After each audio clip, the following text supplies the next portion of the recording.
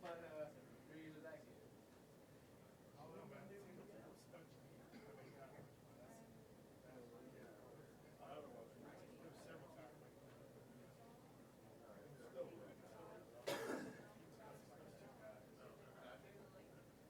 mean, maybe I don't know. Seven guys. Really broke. Probably 8 or 9 points.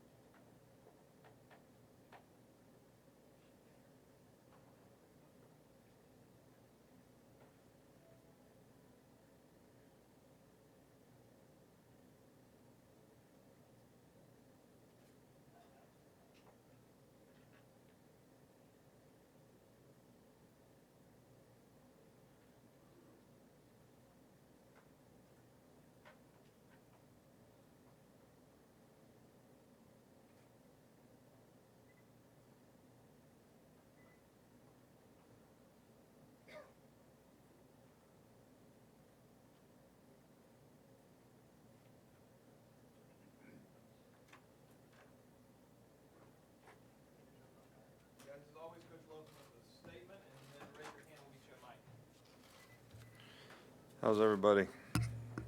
Good. Good to see everybody here today. We're obviously very excited about the 14 players who signed with us today and to join the 12 players who are already early enrolled here. I think this class is a class that we're very pleased with and proud of. This day is accumulation of a lot of hard work by a lot of people. It starts out, I think, with the entire team of people that we have here at Alabama, but most specifically, our coaching staff. I think that, this day is an accumulation of all the way back, in some cases, as far as 2 or 3 years, where you evaluate guys and start to develop relationships with them. And, our coaching staff did a phenomenal job in evaluation and in developing relationships and working hard to attract some of these guys here. And the team of people that we have here at the university who help us recruit, I think we can not give enough thanks for and let them know how much we appreciate what they do. Everybody from Dr. Bell, Bill Battle, speak to these guys when they come in on the weekends. We have great response in the university community from our professors and people who come out on Saturdays and have lunch and take these guys to their colleges. John Deaver and his staff and academic support do a phenomenal job of helping our players create value by graduating for themselves in the future. And the academic support program that we have, I think, is very important to a lot of these young people. So a lot of people do a lot of hard work. It starts with our coaching staff and the people here that organize our recruiting, and everybody in this athletic department who works hard to make this happen. We obviously try to identify needs that we have each year, and I think that in this class we've sort of hit every spot but one. We didn't really, we wanted to recruit at least one corner, maybe two.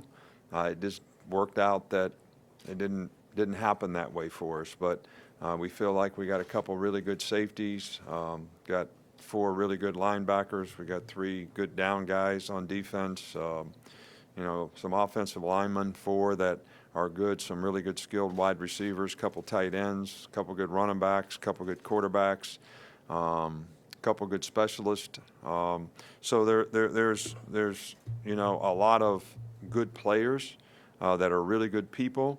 That are exactly the kind of young men that we'd like to attract to the University of Alabama and to our program.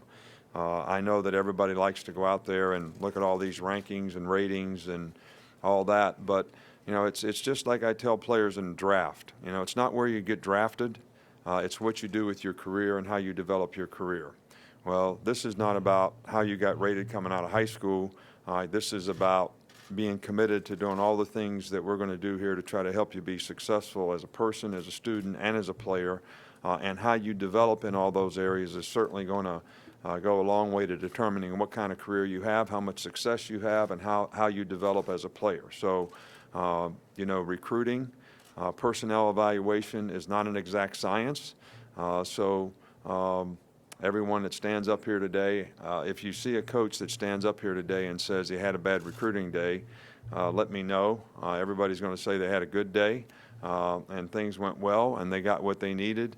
You never have a bad recruiting class and you never have a bad spring practice. So I think that everybody's can make their own judgments, but our focus is going to be on what can we do to help these guys be successful as people, as students, and as players, and help them develop the kind of careers that's going to help them be more successful in life because they were involved in the program. So again, I would like to thank everybody that contributed to helping us put this class together. A lot of people in the university community, a lot of people in the athletic department, a lot of people on our staff, our coaches, their coaches' wives, a lot of people are involved in this, and we really appreciate everyone's efforts. We'll start right over here on the right there. I was wondering if you thought you met the needs along your defensive line class, or would you have liked to? I know you probably always want more players. Would you have liked to have more players there? Well, we'd always like to have more players, but you got numbers issues. We're restricted by numbers. There's serious penalties for going over in terms of what your numbers are. It's a very difficult management to manage. We do not necessarily determine when guys are going to make decisions. So you got to try to take the best players that you can get at every position and hope that you can satisfy your needs by the players that you get at those particular positions. We're pleased with the 3 guys that we got, and I'd rather get quality players, and I think we got 3 quality players. On the far side with Rayner. What's the situation with kicker, one? And number 2, did you have any reservations after Cowan, the way his career ended in Florida? Linebacker. Yeah, we did a significant amount of investigating in terms of what his character issues might have been relative to his team. We interviewed a lot of people in the school. We interviewed his coaches. We spent a significant amount of time with him. We evaluated how he's improved academically to try to make the choice and decision as to whether he was someone that we wanted to have involved in our program. And I think a lot of the players in this class really liked him in terms of their relationship with him, and we're looking forward to helping him be successful here. The kicking situation, I cannot comment on anyone who actually didn't sign an NLI here today. So I think we have someone, as you well know, that has expressed interest in coming to Alabama. We have a couple guys in the program now who have ability to kick. So we will take all those guys when the fall comes and determine who gives us the best opportunity to be successful at that position. Back here for Mark. Just a few of your skill players. Najee Harris is one. What can he bring to the running back position? And also the 2 receivers you signed today in Ruggs and Smith. What type of players are they?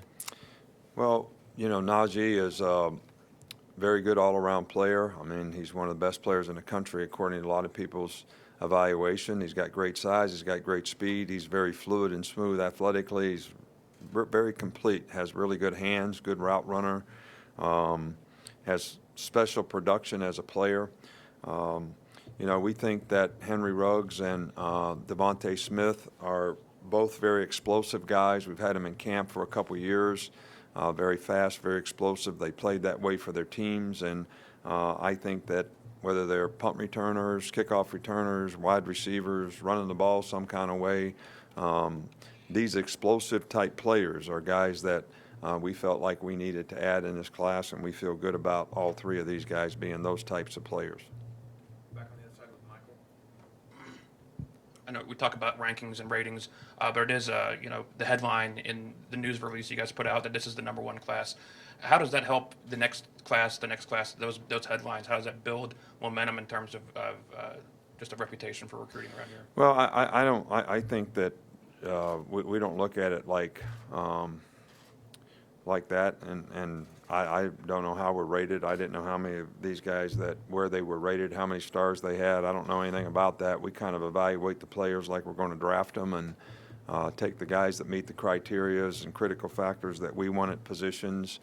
I think to continue to do well in recruiting, I think you got to create the right atmosphere and environment to help players be successful in the program. You got to have good team chemistry and togetherness. You got to have good people in the program to attract good people.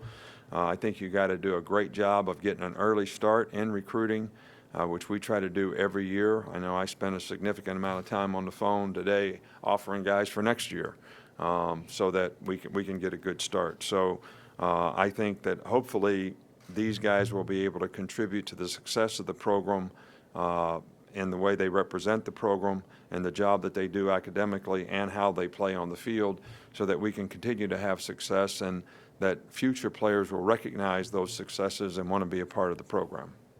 Over here in the middle with Alex. I wanted to ask you about your offensive line guy. Obviously, you brought Leatherwood in prior, and just Jedrick today. Just what do you think about filling needs, especially on that offensive front? Well, I really like the guys that we got. We took a junior college guy at both line positions, which gives you a little older, more mature guys. But the the guys that we recruited as freshmen have size and athleticism to play the position. Alex Leatherwood has a lot of potential. He's big. We've had him in camp. We've worked with him in the past. Jedrick Wills, we thought was one of the best guys at his position in the entire country, at least in our evaluation. We like the potential of, you know, both other players that we have as offensive linemen. So we feel good about it. I mean, I think offensive line is a developmental position. So how these guys develop at that position, I think, is critical to how much they can contribute early on and how good they can be long term. And I think both of those things are very, very important.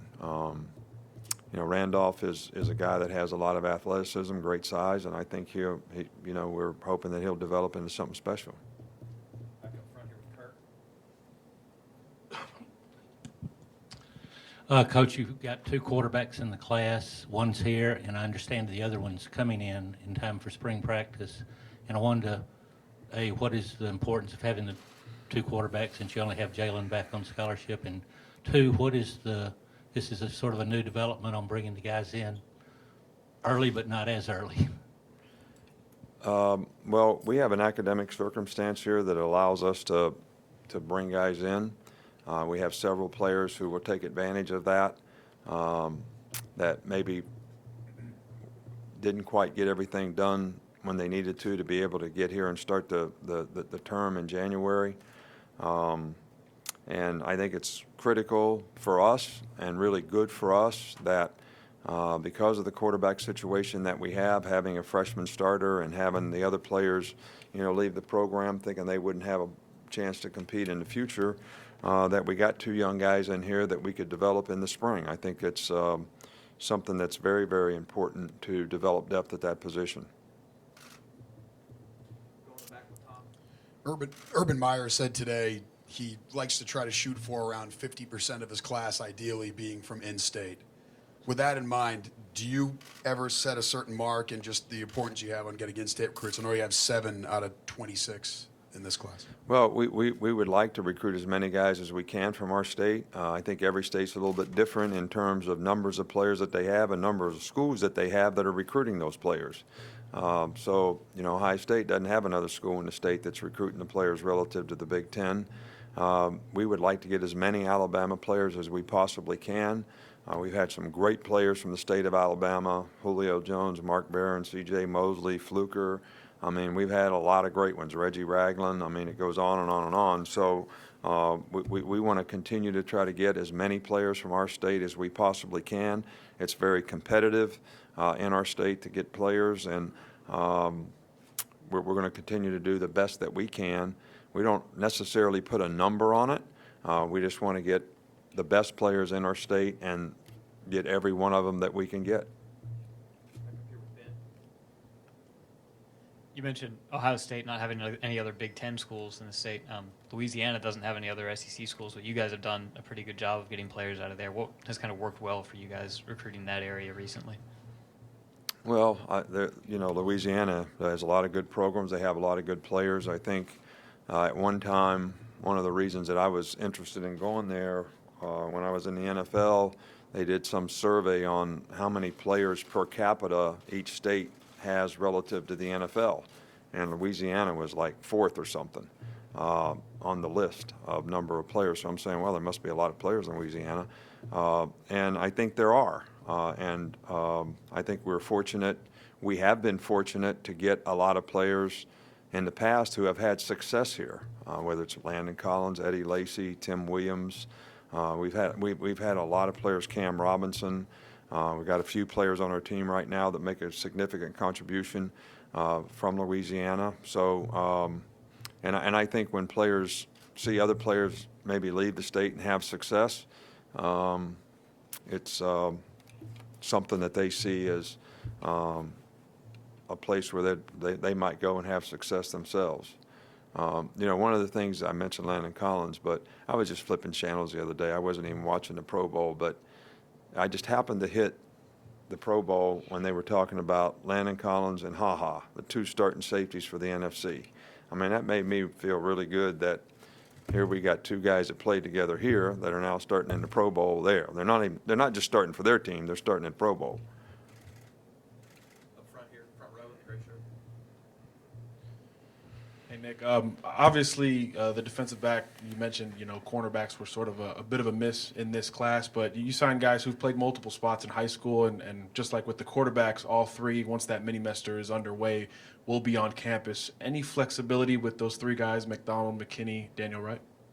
Well, there's flexibility with a lot of guys that are skill guys, and I think that, Cyrus Jones came here and played 1 year at receiver and ended up being a pretty good defensive back that got drafted in the second round. So I think this is a little bit of a universal problem. I know when I was calling around to get draft grades on Marlon and Ardarius and Cam, a lot of the general managers kept asking me questions about why aren't there more defensive players? Why aren't there more defensive skill players? It doesn't seem like there's as many defensive players for us to draft as there used to be. And I think, part of that goes back to style of play, that football has changed. When I played football, we played one receiver or two receivers. And when we put two receivers in the game, it was like we were in full mode passing. This is when I was in high school. All right. So now, and when I started coaching, the most people put were two receivers. When I was at Michigan State as a defensive coordinator, we played Iowa. We tried to play nickel. They never even put three receivers ever in the game. All right. So now we are playing nickel over 80% of the time, because everybody on offense is playing 3 and 4 wide receivers, because the spread has had that kind of impact. The quarterback position has changed in terms of the dynamic of the kind of player who plays quarterback because of the spread. People are looking for athletic guys to run. So where we used to have 2 guys playing on offense in skill positions, now you got a quarterback, a running back, and 4 receivers. Well, 3 of those guys used to play defense. I'm talking about play defense coming up when they were in junior high, coming up in high school and all that. So there's more skill guys on offense, just like in the draft. Probably the number one position that has the greatest number of players to choose from is receiver. When we're out there recruiting, there's a lot of receivers that are out there to recruit. It's harder to find defensive players. Now, if I was a high school coach, I would put my best players on offense. Best athletes on my team, I would give them the ball and score points. I wouldn't play them on defense. All right, I would play them where they could get the ball and score points. So sometimes you got to look at it like maybe this guy's not playing the position that he could play. All right, so maybe he'll end up playing something else like Cyrus Jones did here. And we may have to look at some guys on our team like that. But I can't say who right now until they get here we would do anything like that with. We'll wrap up here with John Zena. Sorry to kind of go off topic here, but you've known Coach Belichick a long time and everything. I'm wondering what makes him, in your mind, what qualities make him so successful over such a sustained period of time, which is obviously hard to do. Yeah, this is a tough one for me in this Super Bowl. Dan Quinn coached for me for 2 years at Miami as a defensive line coach, and Bill and I have been friends forever. We got a couple players playing for Atlanta that are pretty significant contributors, and we got some guys playing for New England that are pretty significant contributors. We got guys on practice squads, and I usually, in the NFL games, I just root for our guys.